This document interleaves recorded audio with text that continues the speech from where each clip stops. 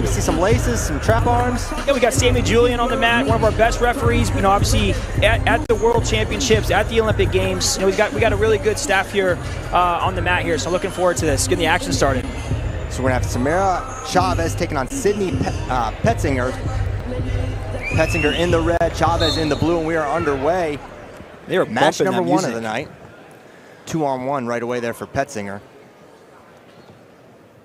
I think in freestyle it's so important that establishing the center, right? Obviously, you know, here you have the flow graphic here, but in most freestyle matches you have that center circle. But a lot of times, you know, we have to make that transition. So here we're watching some freestyle, and obviously we're going to get into folk style. But in freestyle, it's not necessarily the most offensive wrestler that earns the passivity clocks. It's the person that controls the center.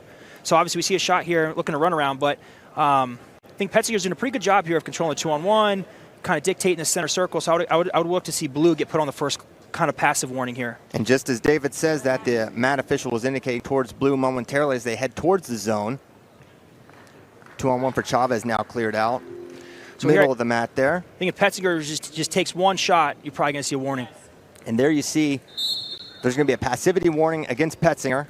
That's just a warning. Next one, she'll go on the shot clock, 30-second shot clock. That was a little surprising. But sometimes, you know, they just do that to get the action going, kind of incentivize the other wrestler. Shot from Chavez, looking to throw by the underhook. Now another attack, a good little flurry there from Petzinger, but Chavez able to evade for the time being. So the cadence of the shot clock, you know, for people that maybe aren't real sure, they're looking to give the opportunity to put somebody on the clock. So a lot of times you're going to see, oh, lefty headlock head attempt, oh, 4. Oh, wow, she got to settle back and lift the head. Feet to back's going to earn 4 for Chavez. Now she's thinking about the fall. Can she step over and get it? The arm is compromised for sure as she's trying to put it on the mat. In freestyle, I mean, it's so different.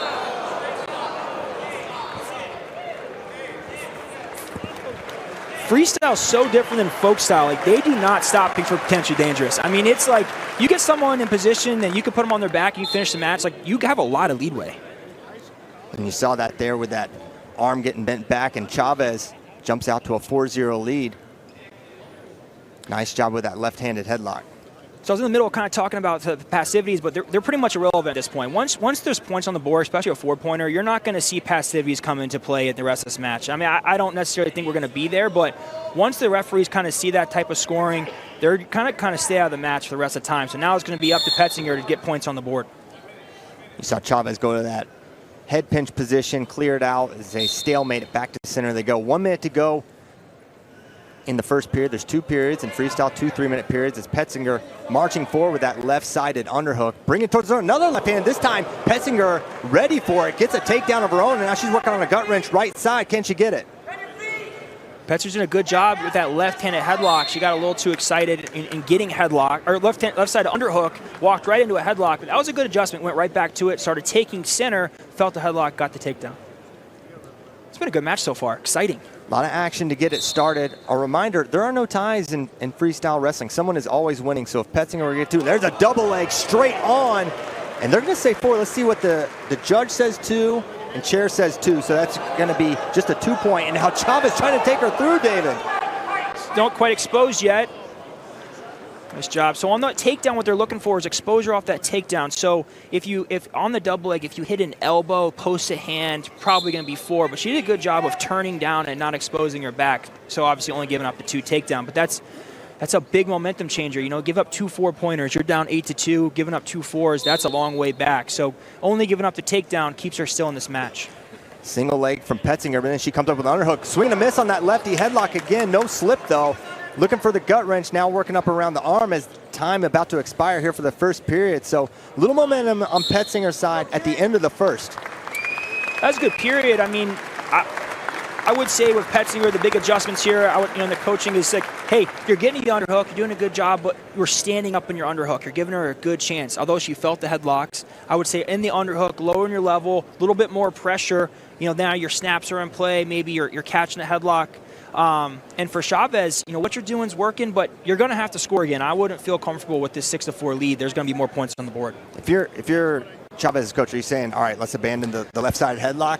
I mean, if it's not broke, don't fix it, you know, but she's been successful with it, but it's time that she's going to have to start mixing it up or maybe looking for an alternative scoring tactic here. But we haven't seen much out of her outside the headlocks.